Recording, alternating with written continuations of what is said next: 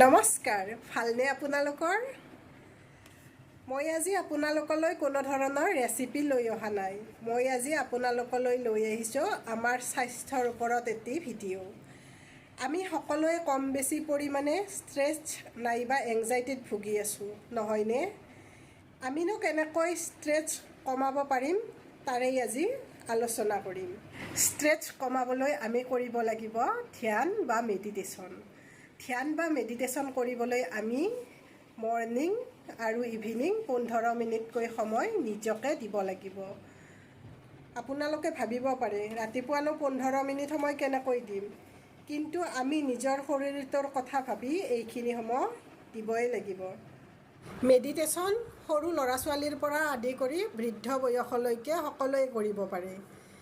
ধ্যান কৰিলে পঢ়া ল'ৰা ছোৱালীবিলাকৰ পঢ়াৰ প্ৰতি মনোযোগ বাঢ়ে, পঢ়াবোৰ সোনকালে মনত থকা হয় আৰু আমি ডাঙৰবোৰৰ ষ্ট্ৰেছবোৰ ভালেখিনি নাইকিয়া হয়। লগতে হাই ব্লাড প্ৰেছাৰ আৰু চুগাৰ কণ্ট্ৰলত থাকিব।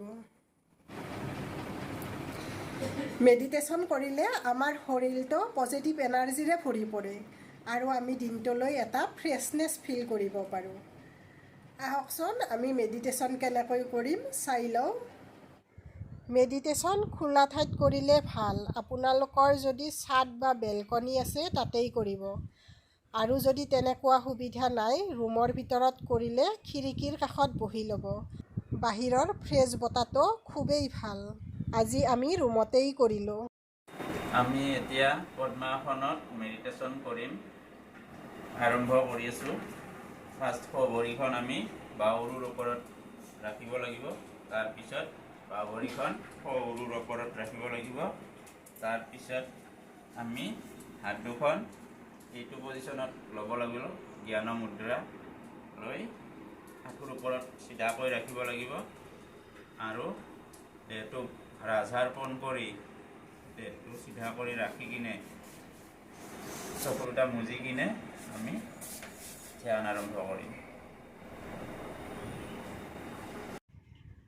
লাহে লাহে দীঘলকৈ উশাহ ভিতৰলৈ টানি ল'ব আৰু মনতে ভাবিব যে আমি পৃথিৱীৰ সকলো ধৰণৰ পজিটিভ এনাৰ্জি আমাৰ ভিতৰলৈ টানি লৈ আছোঁ। আৰু উশাহ এৰোঁতেও লাহে লাহে দীঘলকৈ উশাহ এৰিব। যিসকলে পদ্মাসন কৰিব নোৱাৰে তেওঁলোকে সুখাসন বা বীৰাসন যিকোনো আসনতে ধ্যানাসনতে কৰিব পাৰে। এইখন আমি ভৰিখন তলত ৰাখি ভৰিখন ওপৰত ৰাখি আৰামত বহি ল'ব লাগিব আৰু এই মুদ্ৰাখিনি একেই আগৰ নিচিনা জ্ঞান মুদ্ৰাতে বহি আমি চকুটা মুজি কিনে আৰম্ভ কৰিব লাগিব। এতিয়া আমি উশাহ দীঘলকৈ লাহে লাহে টানিম আৰু উশাহ দীঘলকৈ লাহে লাহে এৰিম। আপোনালোকে যদি পদ্মাসন বা সুখাসন কৰিব নোৱাৰে তেতিয়াহ'লে এনেকৈ বহিলেও হ'ব।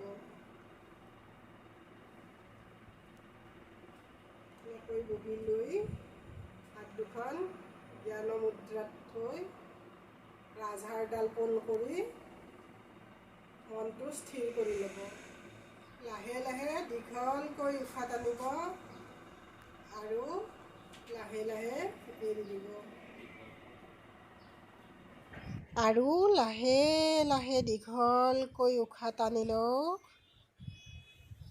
আৰু লাহে লাহে দীঘলকৈ উশাহ এৰি দিয়ক।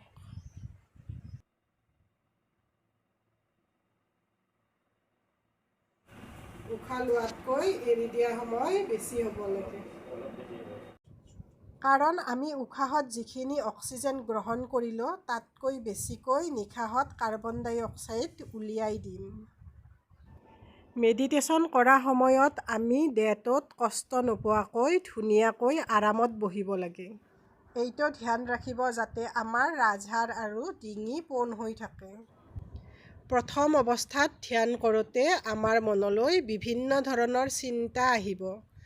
চিন্তাবোৰ আহিবলৈ দিব, কাৰণ এদিনতে আমি চিন্তাবোৰ নোহোৱা কৰিব নোৱাৰিম। যেতিয়া আমি লাহে লাহে ধ্যান কৰি থাকিম আমাৰ মনৰ পৰা চিন্তাবোৰ নোহোৱা হ'ব আৰু আমি আমাৰ মনটো স্থিৰ কৰিব পৰা হ'ম। উশাহ লওঁতে আমি এইটো ভাবিম যে ভগৱানে আমাক সকলো ধৰণৰ সুখ শান্তি দিছে। এইখন পৃথিৱীত যিমানখিনি পজিটিভ এনাৰ্জি আছে সকলোখিনি আমি আমাৰ দেহৰ ভিতৰলৈ গ্ৰহণ কৰি আছোঁ। আৰু নিশাহ এৰি দিওঁতে আমি ভাবিম যে আমাৰ মনৰ ভিতৰত যিবোৰ বেয়া ভাৱ আছে, দুশ্চিন্তা, দুখ, কষ্ট সকলোখিনি আমি উলিয়াই দি আছোঁ। যদি ৰাজহাড় আৰু ডিঙি বেকা হোৱা যেন পায় তেতিয়াহ'লে আপোনালোকে পোন কৰি ল'ব। ধ্যান কৰোঁতে প্ৰথম অৱস্থাত আপোনালোকে অলপ কষ্ট পাব পাৰে, কিন্তু লাহে লাহে এনেকৈ প্ৰেক্টিছ কৰি থাকোঁতে আপোনালোকে দেখিব যে আপোনালোকৰ মন সজীৱতাৰে ভৰি পৰিছে। খংবোৰ, দুখবোৰ নোহোৱা হৈ গৈছে। আমি হাত দুখন মোহাৰি লৈ চকুটা নেমেলাকৈ থাকিব লাগে আৰু হাত দুখন এনেকৈ অলপ সময় মোহাৰি যেতিয়া হাত দুখন অলপ তলুৱাবিলাক অলপ গৰম হ'ব তেতিয়া আমি হাতৰ তলুৱাৰ গৰম শেকটো চকুৰ ওপৰত লাহেকৈ থ'ব লাগে, বেছি দিব নালাগে, এনে অলপ থৈ দিব লাগে গৰম শেকটো। তাৰপিছত হাত দুখন লাহে লাহে নমাই চকু নেমেলাকৈ থাকিব।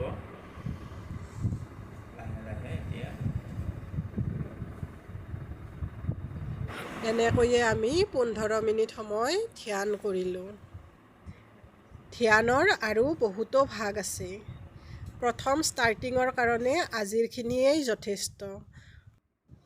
এইখিনি আপোনালোকে কৰি থাকিবচোন।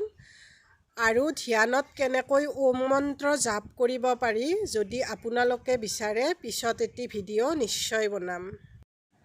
আপোনালোকে যদি মোৰ চেনেলটি এতিয়ালৈকে ছাবস্ক্ৰাইব কৰা নাই তেতিয়াহ'লে ছাবস্ক্ৰাইব কৰি দিব আৰু ভিডিঅ'টি আপোনালোকৰ ফেমিলি আৰু ফ্ৰেণ্ডৰ মাজত শ্বেয়াৰ কৰি দিব।